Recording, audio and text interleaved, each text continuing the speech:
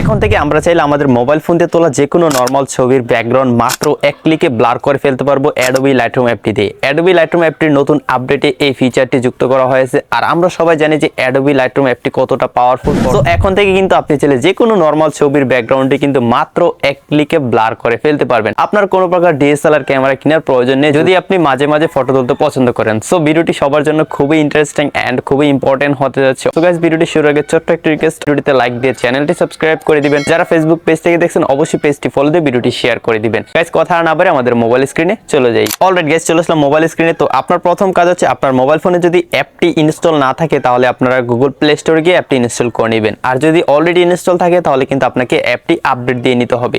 তাই আমি চলে যাচ্ছি আমার মোবাইল ফোন থেকে গুগল প্লে স্টোরে, উপরে সার্চ অপশনে ক্লিক করে দিব, এখানে Adobe Lightroom লিখে সার্চ করে দিব। সবাই আমরা এই অ্যাপটি পেয়ে যাবো। এখন এই অ্যাপটাতে ক্লিক করে দিব। তো আপনারা দেখতে পাচ্ছেন আমি কিন্তু অলরেডি আমার মোবাইল ফোনে অ্যাপটি ইনস্টল করে নিয়েছি। যদি আপনার মোবাইল ফোনে ইনস্টল না থাকে অবশ্যই ইনস্টল করবেন, আর যদি অলরেডি ইনস্টল থাকে অবশ্যই আপনাকে অ্যাপটি আপডেট দিয়ে নিতে হবে। তো আমার এখানে আপডেট দেওয়া হয়ে গেছে। এখন জাস্ট এখান থেকে আমি ওপেনে ক্লিক করে দিব। ওপেনে ক্লিক করে দেওয়ার সাথে সাথে আপনাকে হয়তো কিছু পেজ শো করতে পারে, সেগুলো আপনারা স্কিপ করে যাবেন। স্কিপ করে যাওয়ার পর এখান থেকে অবশ্যই ক্যান্সেলে ক্লিক করে দিবেন। ক্লিক করে দেওয়ার পর এখানে আমরা অ্যাপের মেইন ইন্টারফেসে চলে আসলাম। তো অ্যাপের নতুন আপডেটে কিন্তু এখানে অটোমেটিক গ্যালারিতে থাকা সবগুলো ফটো চলে আসে। তো আপনি যেই ফটোটা এডিটিং করতে চান সেটা চাইলে এখান থেকেও সরাসরি সিলেক্ট করতে পারেন। আগে আমরা গ্যালারি থেকে ফটো ইম্পোর্ট করতে হতো, তারপর আমরা সেটা লাইটরুমে গিয়ে এডিট করতে হতো। এখন আপনি সরাসরি আপনার গ্যালারিতে থাকা সকল ফটো অ্যাক্সেস করতে পারবেন। তো আমি আমার গ্যালারি থেকে একটি নর্মাল ফটো সিলেক্ট করে দিব। তো এই নর্মাল ফটোটা সিলেক্ট করে দিচ্ছি। সিলেক্ট করে দেওয়ার পর গাইস আপনারা দেখতে পাচ্ছেন এডিটিং ইন্টারফেসটা কিন্তু আগের থেকে অনেকটাই চেঞ্জ হয়ে গেছে। এরকম একটা পপআপ চলে আসলে এখান থেকে অবশ্যই আমরা গট ইটে ক্লিক করে দিব। তো দেখতে পাচ্ছেন এই ফটোর ব্যাকগ্রাউন্ডটা কিন্তু একটু ব্লার নয়। এখন আমরা এটাকে ব্লার করে ফেলবো মাত্র এক ক্লিকে, আর ব্লারটা একদমই DSLR ক্যামেরার ব্লারের মতো হবে। তো প্রমাণটা আপনাদেরকে দেখাচ্ছি। তো নিচে দেখতে পাচ্ছেন কিছু টুলস আছে, এখান থেকে আমরা চলে যাব এডিটে যাওয়ার পর আপনারা এখানে অনেকগুলো টুলস পেয়ে যাবেন। এখান থেকে আপনারা 4 নম্বরে খেয়াল করুন, ব্লার নামে একটি টুলস অ্যাড করা হয়েছে। আপনারা সিম্পলি এই ব্লার টুলসটাতে ক্লিক করে দিবেন। ক্লিক করে দেওয়ার পর আমরা এখানে একটা এডিটিং টুল পেয়ে যাব। তো দেখতে পাচ্ছেন কিভাবে কি করতে সবকিছু কিন্তু এখানে দেখিয়ে দিচ্ছে। এখান থেকে আমরা গেট স্টার্টেডে ক্লিক করে দিব। ক্লিক করে দেওয়ার পর এখন আমি যদি এখান থেকে ব্লার অ্যামাউন্ট একটু বাড়িয়ে দিই, আপনারা দেখতে পাচ্ছেন এখানে কিন্তু অ্যামাউন্ট বাড়ানোর একটা অপশন রয়েছে। সিম্পলি একটু বাড়িয়ে দিব। ওকে, 30 বাড়িয়ে দিলাম। তারপর দেখতে পাচ্ছেন এখানে কিন্তু কাজ শুরু হয়ে গেছে। এখানে অটোমেটিকলি কিন্তু এআই আমার যে ফটোটা রয়েছে ফটোর ব্যাকগ্রাউন্ডটা ব্লার করে ফেলবে, এবং আপনারা প্রমাণটা পেয়ে যাবেন। এই যে দেখতে পাচ্ছেন বলার সাথে সাথে কিন্তু কাজটা হয়ে গেল।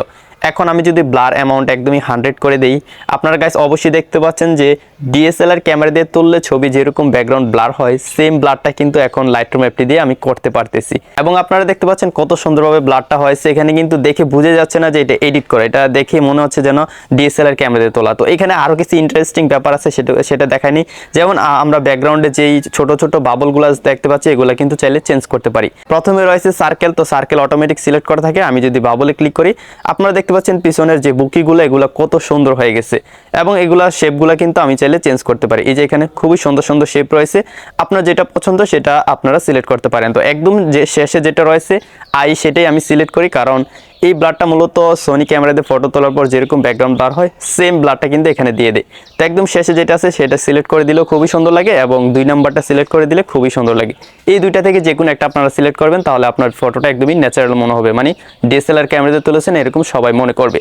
তো দেখতে পাচ্ছেন আমি কিন্তু কাজটা খুবই সহজে করে ফেললাম মাত্র এক ক্লিকে। এখন আপনার কাজ হচ্ছে নিচ থেকে যে টিক মার্ক দেখতে পাচ্ছেন এই টিক মার্কে ক্লিক করে দেওয়া। তো আমাদের এডিটটা কিন্তু হয়ে গেল। আমি যদি বিফোর আফটার দেখতে পাচ্ছেন বিফোর, আর এটা হচ্ছে আফটার। লাইটরুম অ্যাপটি দিয়ে মাত্র এক ক্লিকে আমার নর্মাল ছবির ব্যাকগ্রাউন্ড কিন্তু ব্লার করে ফেললাম।